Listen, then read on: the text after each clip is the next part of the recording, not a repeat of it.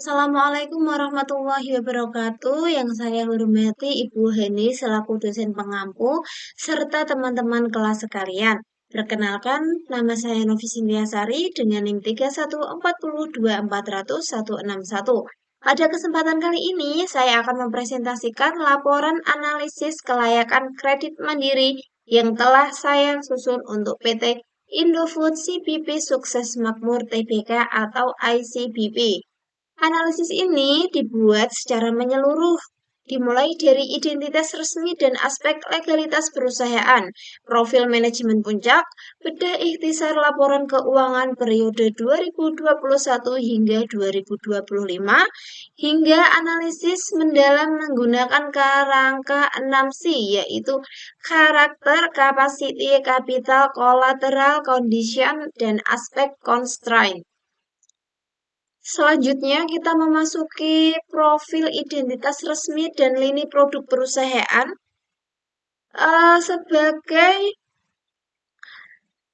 Sebagai pengantar, PT Indofood CBP Sukses Makmur Tbk merupakan salah satu produsen produk konsumen bermerek yang sangat mapan dan terkemuka di Indonesia.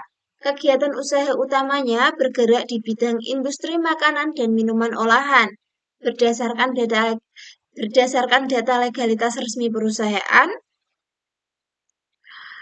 nama resminya yaitu PT Indofood CBP Sukses Makmur Tbk atau biasa kita kenal dengan kode emiten ICBP. Bidang usahanya adalah industri pengolahan makanan, minuman, dan produk konsumen bermerek. Modal dasar dan disetor yaitu perusahaan didukung oleh modal dasar sebesar 3,5 triliun rupiah dan modal ditempatkan dan disetor penuh sebesar 1,16 triliun rupiah. Nama perusahaan atau nama bursa dan tanggal go publiknya adalah Bursa Efek Indonesia dan go publik sejak tanggal 7 Oktober 2010. Alamat kantor berpusat di kedudukan Sudirman Plaza Indofood Tower, Jalan Jenderal Sudirman, Jakarta Selatan. ICBP memproduksi dan mendistribusikan beragam produk konsumen harian yang terbagi ke dalam beberapa lini produk utama, di antaranya yaitu mie instan dengan merek legendaris seperti Indomie, Popmie, dan Sarimie. Dairy produknya seperti Indomilk, Cap Enak, dan Milkwat. Makanan ringan seperti Citato, Ciki, dan Jetzi. Penyedap makanan seperti Indofood bumbu racik, nutrisi dan makanan khusus seperti Promina dan Sun. Selanjutnya ada divisi minuman seperti teh Ica dan air minum Club. Lalu kita masuk ke bagian profil Dewan Komisaris dan Direksi. Untuk tata kelola internal, ICBP dikomandoi oleh jajaran manajemen puncak yang memiliki reputasi besar dan sangat berpengalaman di industri FMCG, yaitu Direktur Utama dan CEO dipegang langsung oleh Pak Antoni Salim yang sudah berumur 77 tahun. Beliau ini adalah tokoh kunci sekaligus otak dari ekspansi global Salim Group yang juga mengarsiteki akuisisi strategi lintas negara terhadap Pinehill Group pada tahun 2020. Direktur Keuangan atau CFO dipegang oleh Pak Thomas, yaitu seorang ahli akuntansi dengan jam terbang lebih dari 30 tahun dan mengelola pendanaan korporasi dan restrukturisasi modal kerja. Jajaran direksi operasionalnya juga diperkuat oleh Pak Taufik Wiratmaja di divisi mie instan, serta Pak Axton Salim yang berfokus pada modernisasi pemasaran digital dan inovasi produk konsumen. Dengan nahkoda yang sangat profesional ini, kita bisa yakin bahwa manajemen ICBP dikelola dengan sistem tata kelola yang sangat matang. Selanjutnya, pada bagian ini adalah ikhtisar laporan keuangan. Sekarang mari kita bedah performa real perusahaan berdasarkan angka-angka laporan keuangan konsolidasiannya selama 5 tahun terakhir. Pertumbuhan aset yaitu kekayaan atau total aset ICBP tumbuh sangat konsisten dari kisaran 118 triliun di tahun 2021, jumlahnya meroket hingga menyentuh angka 135,5 triliun di akhir tahun 2025. Dari total tersebut, sekitar 51,1 triliun berbentuk aset lancar seperti kas dan persediaan. Penjualan neto bisnis jualan ICBP terbukti bertumbuh subur. Penjualan bersih mereka naik stabil dari 56,8 triliun di tahun 2021 hingga memuncak di angka 74,8 triliun pada akhir 2025.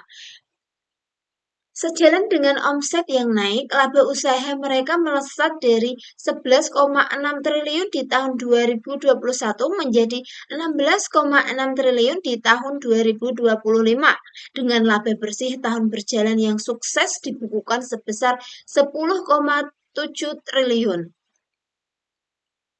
Analisis inti kerangka 6C, mari kita lanjutkan. Berdasarkan profil legalitas dan angka laporan keuangan tadi, saya melakukan analisis mendalam mengenai kelayakan kredit menggunakan kerangka 6C, yaitu berikut hasilnya. Yang pertama ada karakter,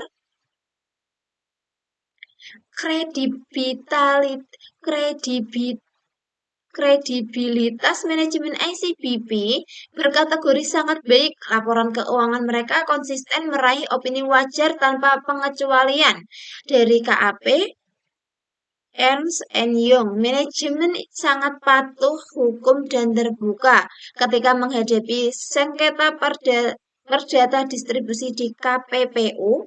Mereka mengikutinya secara kooperatif tanpa tindakan menutup-nutupi informasi. Risiko watak dinilai sangat rendah. Yang kedua ada capacity atau kapasitas. Kapasitas operasional ICBP sangat tangguh, didukung oleh lebih 60 pabrik strategis dan adanya integrasi pasokan bahan baku tepung terigu langsung dari perusahaan induk. Mereka sukses mempertahankan posisi sebagai penguasa pasar domestik serta ekspor ke lebih dari 100 negara. Selanjutnya ada struktur modal ICBP, selanjutnya ada kapital.